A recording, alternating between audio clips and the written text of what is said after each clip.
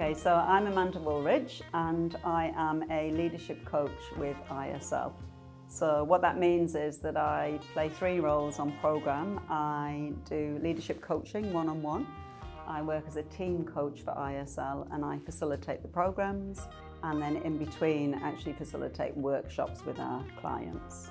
In many ways, our programs are like being in a flight simulator. You can try anything.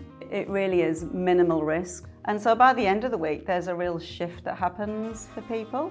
Like there is a transformation. You just really understand yourself at a deeper level and know what you need to do to step back in. So how the program shaped me from being a participant to kind of heading into my next 10 years, if you like, with a greater degree of confidence is it gave me clarity about the type of people I really want to work with. So at that stage as a coach, I was working with all sorts of types of people, from kind of small business owners, people who were looking for career direction, managers who wanted to step up as leaders, etc., etc. There's this whole smorgasbord of types of clients that you can work with.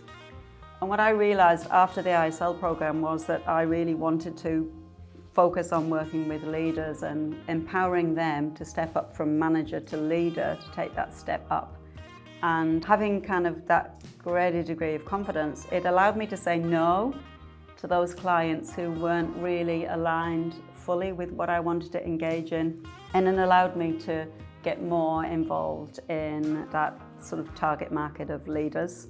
What I love about working with leaders is they really are that rock that gets dropped into a smooth pond where those ripples go outwardly. So in working with a leader, it isn't just the leader, it's actually all of those people that the leader touches.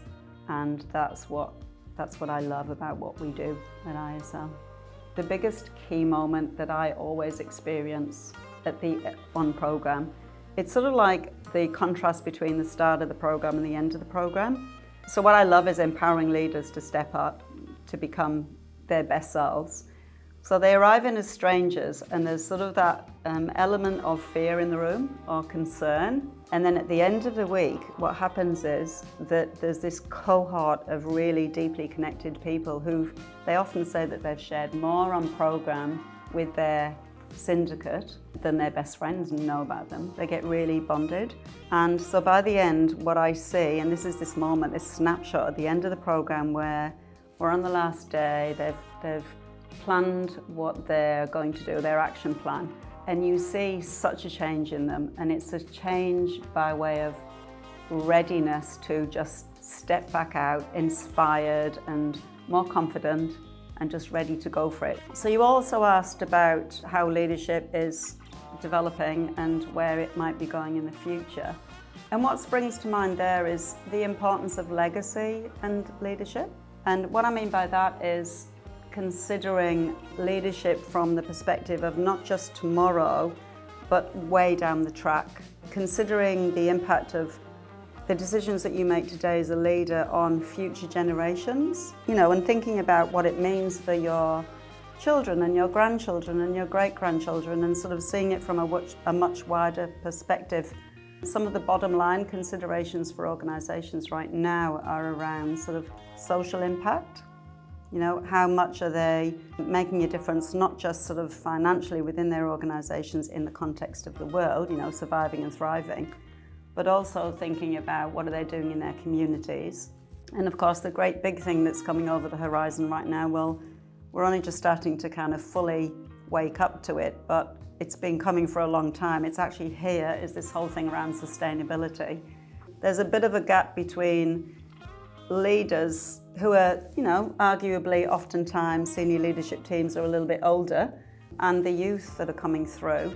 When you look at some of that information around generations, they're definitely voting and making decisions based on sustainability and things being aligned to their values. And I'm not saying it's easy, it's really challenging, but it's that thing of finding the balance between economic drivers and social drivers and sustainability drivers. Like one of the biggest challenges that's here for leadership, and we really felt it in the last couple of years with COVID, is the challenge of, through technology, how quickly leaders need to adapt And that's not easy to actually, get onto it. And Darwin comes to mind around, the animals that survive are those who are the fittest and that are willing to adapt.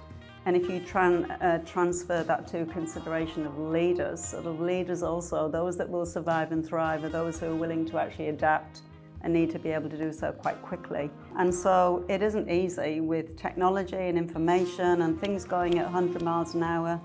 Those people who come on our programs are some of them are quite burnt out. It's a somewhat exhausting space to be in, if you like, leadership, without that recognition of the importance of looking after oneself first. So that whole resilience piece and being able to handle the pace of change is a big thing on the horizon right now for leaders within themselves. And I guess the only person who can make that happen is the leader, right? When I'm thinking about how I would advise others in terms of what their step-ups in their career, I've coached a number of people who've got, Stephen Covey talks about, getting to the top of the ladder to realise it's leaning against the wrong wall, and to actually recognise, who are you really and what's really important at the heart of you, and to align your authentic self with what it is that you're doing. And I think that what that does when you really get to know yourself is it then helps you to align to the path you're meant to be on. If I was to give some advice to leaders, it would be around pause to reflect. Because when you're busy on the hamster wheel, whizzing around at warp speed, that's not when the insights come in, is it? It's sort of like when you sit at your desk and you try to get creative and connect into your intuition, come on, and you're trying to pull it in. That's not when the greatest insights come in. It's when you're walking or you're sat on a rock looking at the lake or taking in an amazing view. And it's those moments of just pausing to connect into yourself and beyond when you get that clarity and those great creative ideas and that intuition. That marries in with the same advice around if you want to become more strategic. It's actually about, it sounds counterintuitive, but less is more. Actually time to slow right down and connect in rather than try to speed up. That's when the magic happens. Why would somebody choose ISL over the other options that are out there? Coming on program, for example, we know through measuring that actually our programs get results and they get a shift in themselves. And we know over the course of that week, going on an experiential journey, it isn't a chalk and talk lecture scenario, it's actually enabling someone to come along and learn about themselves, play in the sandpit a little bit and get some feedback about what's working and not working. And it's different than going on a training course and downloading some information. Right now you can go online and you can go to Harvard, can't you, and do a course, or anywhere, any of those other grand institutions.